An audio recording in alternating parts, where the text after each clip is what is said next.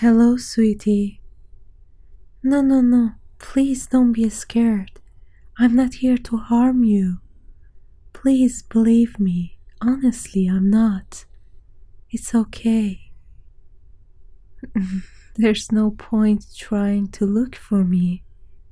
See? You've turned on the lights, but the room is empty.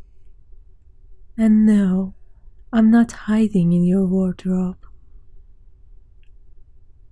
I'm not under the bed. I can see you're really tired. You've had so much on. Look at the time. It's the middle of the night and you're exhausted. Just rest. Shh. You don't need to be scared, I promise. No, you're not going crazy. Please don't be down on yourself. You've been through so much, and I'm not here to make you feel worse. Okay, yeah, maybe your mind is playing tricks on you. But would that be such a bad thing? Whether I'm real or whether you've imagined me, the main thing is that I'm speaking to you. And I feel like you kinda need a friend. Yeah, that's it. Sit down. You've had a bit of a shock, I know. But you don't need to be scared of me. There you go. Deep breath. Do you feel better now? I can see some colors returning to your cheeks. I wasn't sure if I was going to try to speak to you. I know it's weird. I'd have been scared too if a random voice had started talking to me like this. Back when I was alive, I mean. Okay, you look pale again. Maybe don't focus on how we are talking right now.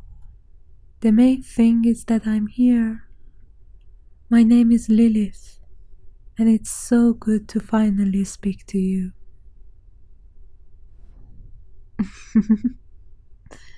You can breathe, honey. You look so worn out. It's okay. You don't need to hide anything from me. I remember the day you first moved in here. I knew that you were a tortured soul even then. You seemed to carry the weight of the world on your shoulders. I wanted to reach out to you straight away, to help you, to make you see yourself the way I do. But I couldn't. It takes time for me to be able to speak to someone. I don't really know why. Most of the time, I can't interact with the tenants of this house at all. But sometimes I can. Every now and again, someone really special comes along. No, don't you say that to me. Yes, you are special. You've been going through a difficult time, but that doesn't change who you are. You're a wonderful person. Hey, don't be so sure I don't know what I'm talking about. I know more than you might think. I know how it is to feel lost, to think that the world will never make sense for you, to want to curl up in a ball until it stops hurting. I know, honey, and I'm here to tell you that it's okay, that there is absolutely nothing wrong with you. That's a difficult question to answer. I mean, I get why you would ask me what I am, but if I'm honest, I'm not entirely sure myself. All I know is that I have been awoken by you. I could sense how you reached out for someone, how you needed someone. So I came. I understand that you have lots of questions about me, honey. I can tell you anything you want to know, but my story is not that interesting. I don't even know if I can remember all of it. Let's just say that my end was hard. I wished I had someone to comfort me when things were tough. And when I did, well, end, I realized that I hadn't really left. I mean, there wasn't a bright light or angels singing or anything. I was still here, still in my house. But I also wasn't here. It took a long time for me to fully understand it. I'm not sure I do even now. Yeah, I suppose you could say I'm a spirit.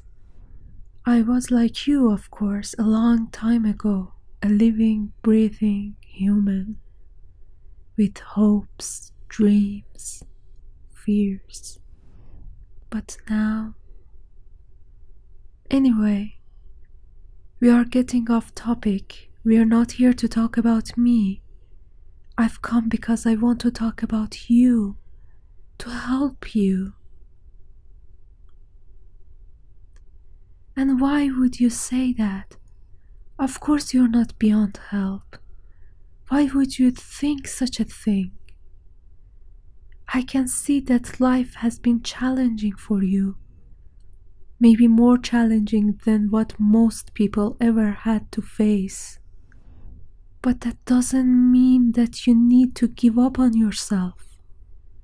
Of course it doesn't. You have the right to feel sad, and it's only natural you do. Feeling sad or happy or anything, it's what life is all about. Oh, honey, here, I'm going to come sit beside you on this chair by the bed. You might hear a creak, and I didn't want to frighten you. There we go. What?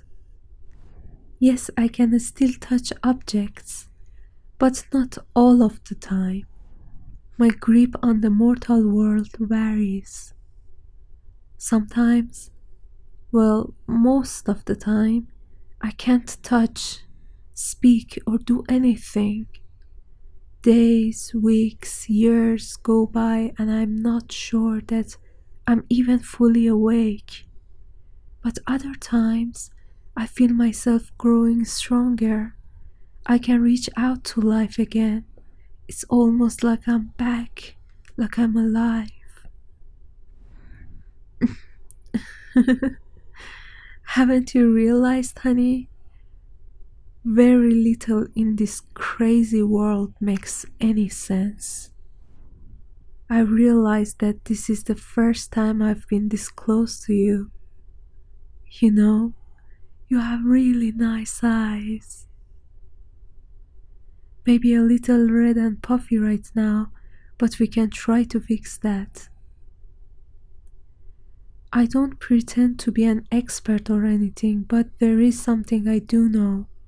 When life gets hard, it's important to have a support network around you. A family member, a lover, a friend. Having another person to talk to can make all the difference, you know. That's not true, darling. There's always someone who cares about you, even if you can't always see them. You may feel like there's nobody, but in my experience, there's always someone. Sometimes you find comfort in the strangest places. You make friends where you least expect to. One of the previous people who lived here met someone on the, what do you call it? The internet? They ended up becoming very close, despite them living thousands of miles apart. My point is that not everyone out there is out to get you. Some people really do care, with no agenda or anything bad. They just care for you and want you to be okay. So I want to say to you now, if you need someone to talk to, well, I told you already. You can talk to me. Hey, all I said was that you could talk to me. Obviously, you don't have to. But won't it feel better if you do? I used to always wish I had someone to speak to, back when I was not like I am now. It makes all the difference in the world, you know. I mean, yes, I have been watching you, but I don't know everything. I know that you've been struggling, but I also know how strong you are. Oh, so strong. I know. It is hard. Look, if I can be frank with you, I think you might be suffering from a form of PTSD. It wasn't really a thing when I was alive. I mean, it wasn't a diagnosed condition anyway. But I've seen it from people who lived here before you. I know that it's very real and so tough. Hey, there's nothing wrong with having PTSD. I always used to think that the best way of solving any issue is first identifying what it actually is. You don't need to be ashamed, especially in front of me. Why do I think like this? Well, you struggle to sleep because you have nightmares most nights. You don't eat that much, at least not as much as you know you should. You find it difficult to focus on things and you feel tired most of the time. I can see it every day, and if you don't mind me saying so, it breaks my heart. Why? Because I care about you more than you could realize. Haven't I told you? I do know you. I see your struggles. What you've been through leaves a mark. It's like a scar on the soul that can eat away at you. But things will not always seem this dark. I promise. Oh, honey, don't worry. If you need to cry, then cry. Bottling it up doesn't help. That's it. There.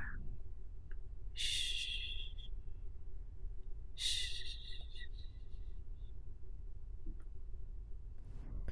Oh, that's strange.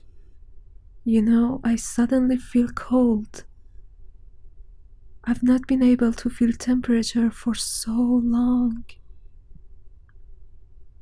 It's not very warm in this house, is it? I know it's old. It was old when I bought it, and that was many years ago. You know, I couldn't tell you, but it's been a long time. I wouldn't be surprised if everyone I knew was gone by now.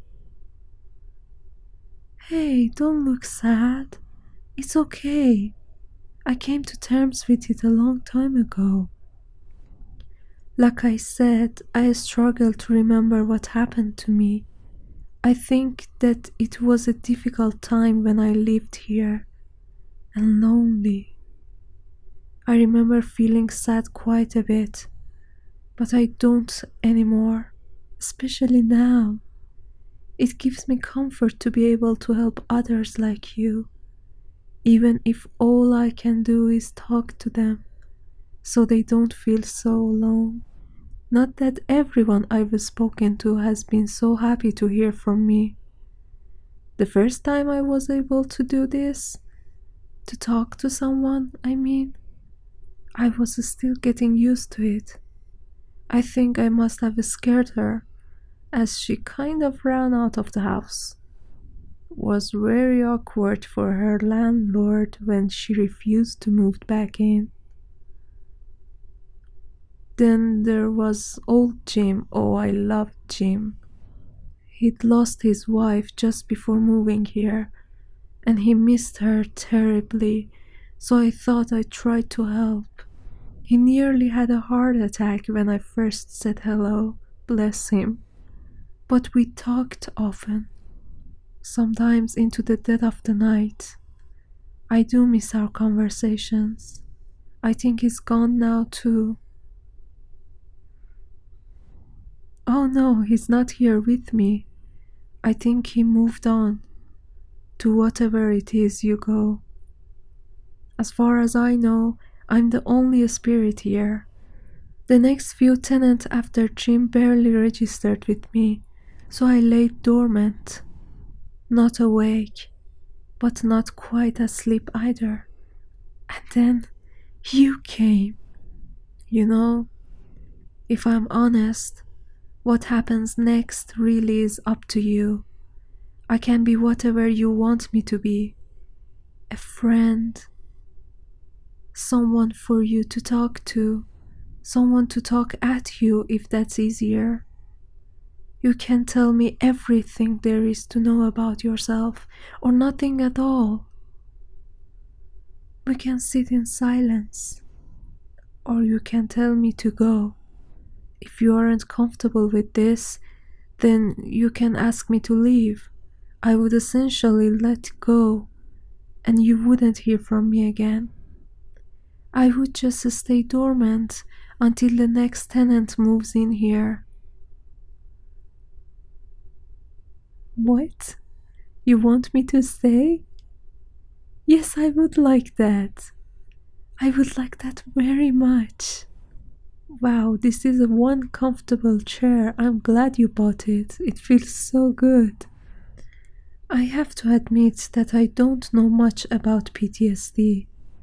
Jim, the man who used to live here before you, told me that he knew a lot of people who served in the army. They struggled with some of their experiences and it haunted them. But he also told me that they did begin to heal over time. And it means that you can do this too. I'm not exactly sure how. He said the main thing is having comfort, something to cling to when the past starts to eat away at you. He talked many times about an old friend who found comfort from getting a pet, but there are so many other things you can try as well. The main thing is that you stay in the here and now. You stay with someone who cares about you and try to leave the past where it belongs. I care because I can tell that you are a good person, a brilliant person. I can see how kind and thoughtful you are. You spend so much time trying to help those around you that you don't even have time for yourself. That's so wonderful, but you shouldn't forget about yourself. You need looking after too. Why would you think that you're not good? What crazy talk is this? Unfortunately, life is full of people that let you down, but that's on them. People can get very caught up in their own worlds that they can sometimes fail to see the suffering of others. It doesn't make them bad or anything, just human. Do you think I would be drawn to you if you were bad? I have a strict rule about that. One tenant wasn't a very nice man. I didn't even bother acknowledging him. Well, sort of. Let's just say he got tired of not sleeping every night due to some very noisy pipes. No, I would never do that to you. But this is nice. It's so nice to talk with you. It's nice to find the new friends, even when your time has technically, well, passed. Hey, don't look down. My time may be over, but yours isn't. And that's what I wanted to say. Are you okay? You look a bit... What? But it's impossible. Wait. Oh my. You're right. I'm visible. I can see myself again. And you can see me. But how? This has never happened before. I'm sorry? Oh, you're so sweet. But you can't mean it. Look at me, I'm paler than a sheet. Literally as white as a ghost. I'm beautiful? Wow, nobody has ever called me that before. And for the record, so are you. Oh, thank you for asking that, but no, I don't think so. I'm still a spirit. I can't leave this house or eat or anything.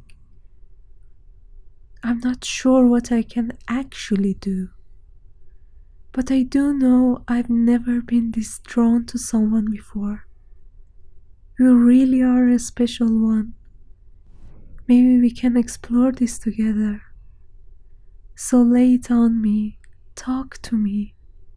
Let me see if I can help.